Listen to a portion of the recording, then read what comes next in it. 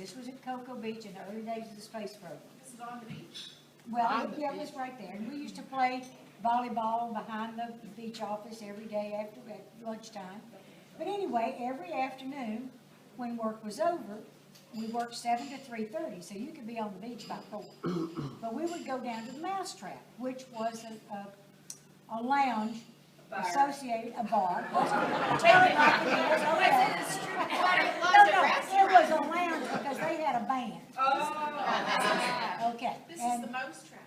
This was the Mousetrap, absolutely, and it was with the, connected to the Polaris Motel. So they would go.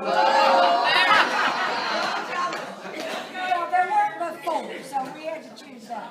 But anyway, the Brown Engineering crew would go there every afternoon after work.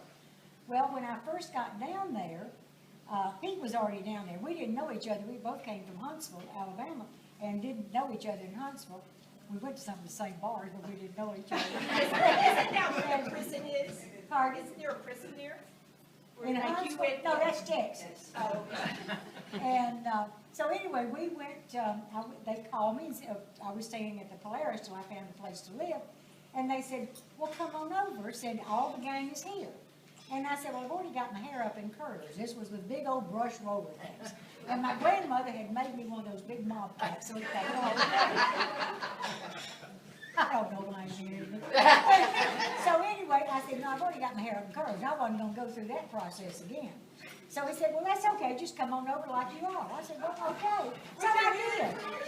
Yeah.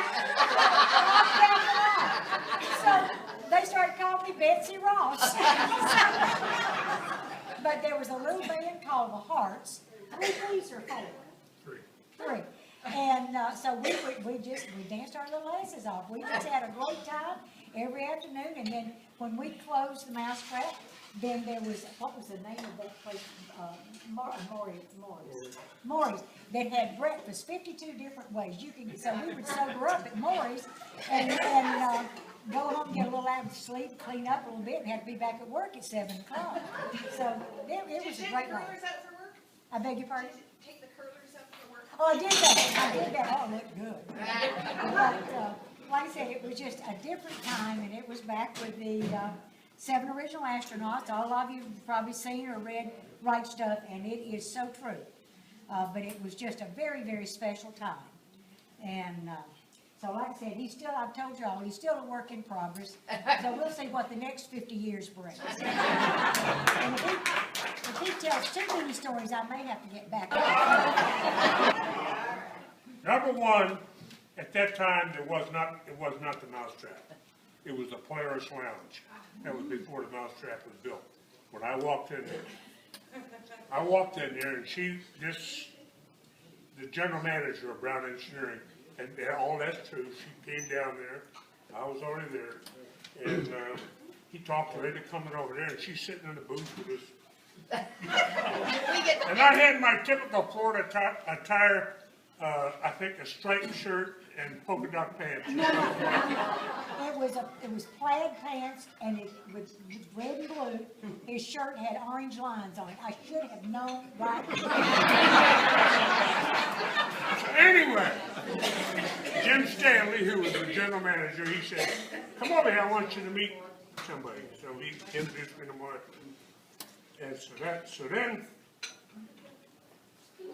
a couple days later, I was working on the case. They sent her out to work for me. It's Kate Matrena. Now she's in charge. She was Worked out well.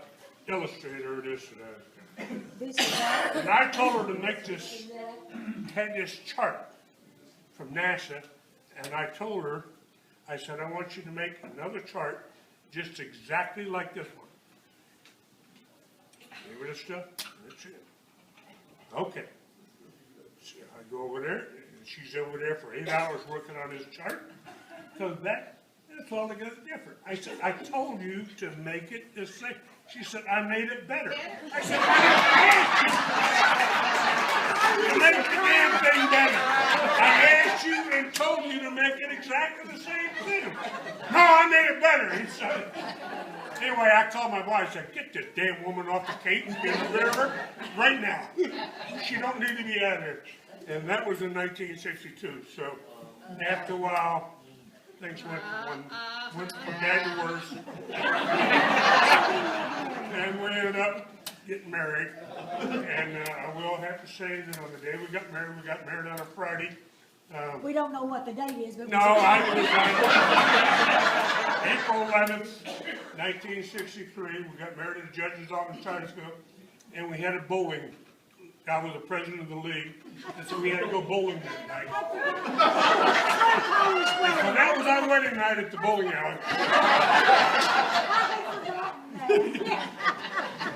And it's been downhill for 50 years. A